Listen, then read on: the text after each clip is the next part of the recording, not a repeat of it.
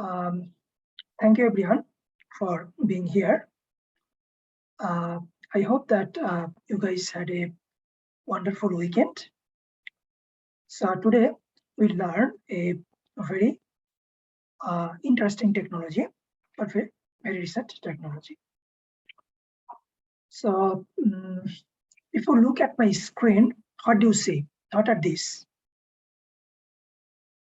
Okay, you guessed it right. These are some of the most recent companies or that people talk about all the time, and some good startups. So if I ask you, what is the driving technology for the success of these startups? You can use your microphone or you can type in the chat. Okay, yeah, sounds good. Okay, yeah, as you told, there might be many different technologies that are behind the success of these companies. However, I saw these companies to be listed as the most successful startups utilizing big data, or big data is the driving technology for the success of these startups. So here you got it. So the big data is behind the success of these companies. Now, if I asked you in a different context, what is the technology that is a focus for quite some time? I mean, in your domain. Yeah, again, it's big data and related technologies that are quite some time in the discussion for quite some time. Yeah, you guessed it right. Now, because you know this, I believe for sure you also know what is the core technology of big data.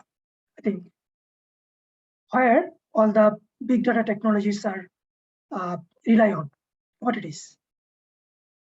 Okay, again, you can type in the chat, everyone. Okay, you got it. It's Hadoop, right? It's Hadoop. That is the core of this. So, what is Hadoop? So, Hadoop is just a distributed file system. It's a file system that can allow the big data technologies to process a large amount of data, the big size data. That's what the big data technology is about. Now, what is the primary concept that Hadoop uses? Anyone? Okay, yeah, you got it right. It's map, reduce. Map and reduce. As I told, I think let's say we'll go to the concept later. For now, okay, yeah, you already know mapping data into many different nodes and then doing some operation and doing some reduction, calculation, and then combining them into the out. That's how things work. Anyway, I think I want to see the level of the students where everyone is on this particular topic. So if we can go to this URL and then take the quiz. Okay. It will just ask you some your familiarity with the topics. Okay, everyone is done. Okay, so this is the result we see. So 50% is completely new to Hadoop and big data concept, and 40% has some familiarity, and 10% tried to some extent. 5% are very comfortable with Hadoop. Okay, so yeah, it looks like that I will need to explain more details for the majority. Still 40% some familiarity, still they will get some benefit for the detailed discussion and simpler explanations. And for those who already are very comfortable, yeah, for sure you will benefit from this course and from the topics discussed, and it can be a review or practice for you. And definitely you can try to help the students beside you if they're in trouble, especially when executing. And we can share more information for you so that you can take your skill to the next level. And you can definitely join our the different clubs that are focused on big data and AI that can help you to advance your career and learning. And I see that 95% is pretty comfortable in Linux. So I think you guys already know. If not, I think we can provide some resources. You can just go through and practice, and then you will be good. And we'll for sure go. Anyway, so this is the session outline. As we told, I think this session, the goal is just to give you a feel for the Hadoop environment, how to work with the Hadoop environment, how to execute it. So explain important concepts, show concepts visually. Okay, so then demo, how to show, run, interact, then you will execute the scripts with me and see how to work with Hadoop. And I will answer any questions, and also if someone beside you have got it successfully done, and if he's not busy, you can take help from there. And definitely ask me question using a microphone or type in the chat. Okay, and at the end there will be an assessment. So just pay close attention to what we do and learn in this session. So any question? So if you're worried about where are all the code and everything is on your local and in the same folder that I will show out that the demo video will show. So anyway, big data and Hadoop. So what is big data anyway? Okay, yeah, I can see some answers, and those are to some extent okay. I think at this point I'll not define the big data in a very strict technical terms. Okay, just a high level concept what big data is. Big data, definitely it's a big size of data, or the data that can easily grow very big. The nature of data can be very diverse. It is not structured like the traditional table-based data. It can be very unstructured. Image data, video data, internet data, all this can be considered as a big data. So it is big because the existing technologies processing those structured data is not sufficient to process this big data to get the meaning out of it, and we are generating the new ways of data, and those are increasing in high volume and exponential rate. We are generating data, so we are trying to make use of those data and to get output, to get value out of that. And definitely a single computer is not sufficient for processing or to store. Probably the existing servers, okay, supercomputers, they might be okay, but I think the technology to process the different kind of new type of data, that probably is kind of different, and still if the technology is there, to some extent can help. It's not the complete picture. Also, we cannot do it cost effectively. Big data technologies allow us to do things cost effectively. And then what is Hadoop? As you told before, Hadoop is a distributed file system. This file system can span over multiple servers, multiple computers across many different geographical regions. Okay, when we keep the data into this Hadoop file system, it can distribute throughout all those places, throughout all these nodes, and it facilitates this distributed processing using the big data technology. It is a built-in feature that allows the big data technologies to process this data. So Hadoop has two concepts, as you told before, map and reduce.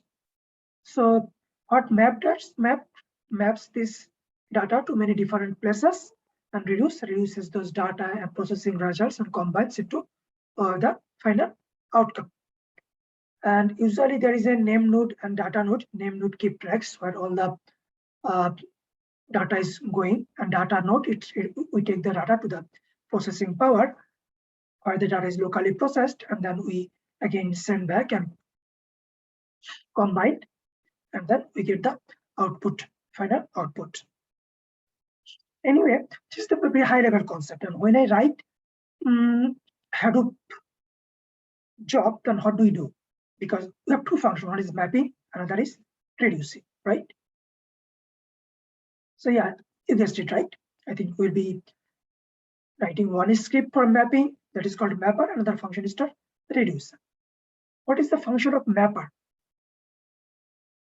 Mapper, it chunks the input data in such a way so that reducer can easily work on it. And reducer, yeah, it does the operations and then brings back the, reduces the data and gives us the output. Okay, I think these are some of the questions I already asked. Why do we need to distribute data? Yeah, because it's about big data, right? Big chunks of data. We need to send it to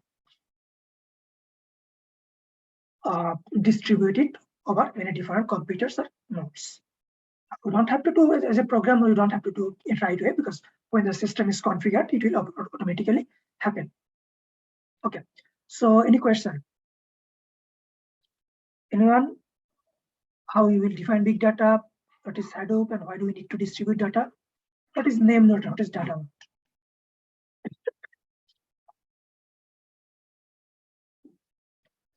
Okay, now we will see how to execute a Hadoop job.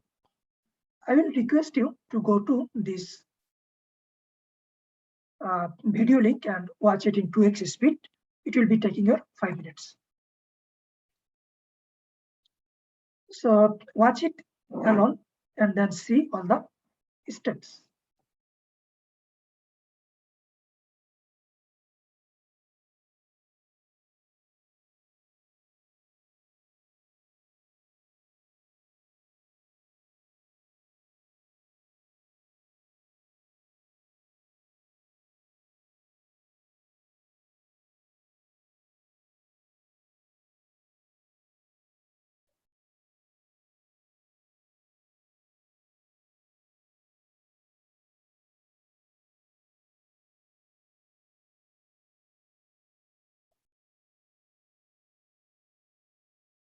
Okay. Now that you have watched the video, now we'll be doing it on our own, and you will also follow me, and you can do as I go through. You can ask me questions. Use your microphone or in the chat box, or ask your friend if they're not that busy and they have done things right. Okay. So let me go to the Oracle VirtualBox, right click and click on start. I think in your case, you can go to start button and type VirtualBox, and this will come. Then right click on the Hortonworks and then click on start. Okay, so I believe that you guys see a screen like this.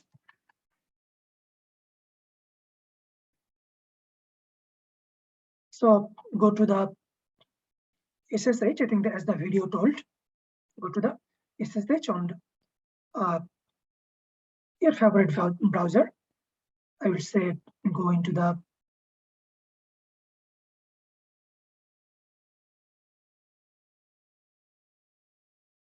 Google Chrome and then log in as root, and then give your student ID as the password. So everyone is here. Okay. Now you need to go to the folder, right? So here are some. Here are on the script. If you could ls, so WC mapper is the mapping file. WC reducer is the reducer file. Test.txt, that will be one of the input file that we will use for Python script as a Python and shell script, but it will not use it as a big data. Okay. Yeah, the mapper and reducer, those are the two most important file, and I can see the only two important file. I think still the file is there, but the file will not be used from here. Okay, I can rather remove, so it is not confused.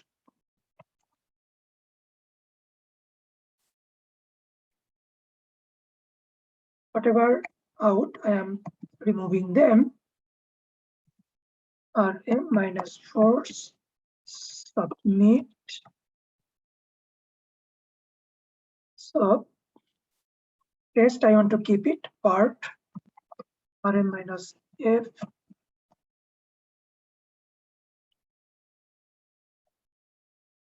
Okay, so this is what it is. Now you want to execute the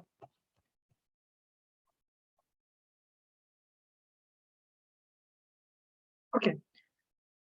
What can you do? I think I provided the command in the slide or on the note, so you can just take it from there.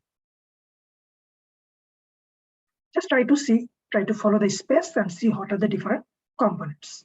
So execute it and see the output.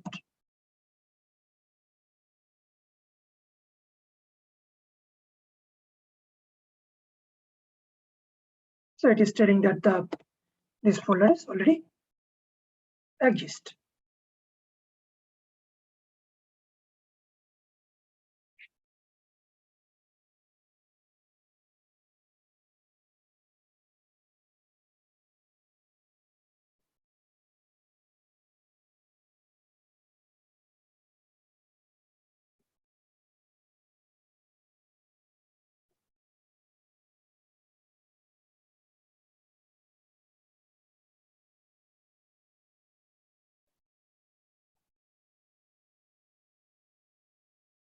Okay.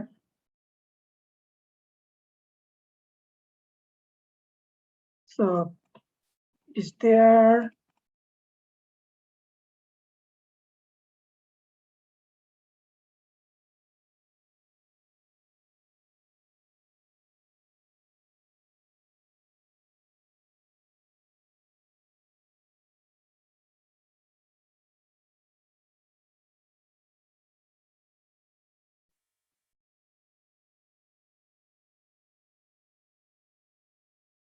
so part and then 5 zeros. So this is the output. Anyway, thank you for being here.